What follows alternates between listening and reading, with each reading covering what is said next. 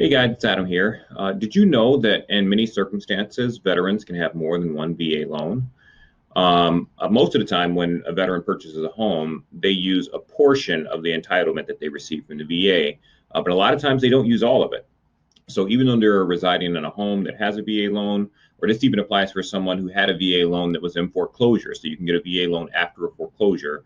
Um, what we do is we take a look at the entitlement that was used on the VA loan that's either currently there or that was foreclosed on, and we see how much is left, and then that determines what the next home loan would be. Sometimes, depending on the purchase price, up to 100% financing on the second home as well. And even when it's not 100% financing, normally it's a pretty low down payment because the entitlement covers a significant percentage and portion of what needs to be covered by the VA. So if you have any VA customers that are concerned about, going to purchase the next home because they feel like they can't use their VA benefit, have them give us a call or talk to a lender that's very familiar with the VA program, because they may be able to just go out and purchase that next home without even selling the home that they're in right now. So anyway, just wanted to let everybody know about that. I'll catch you later.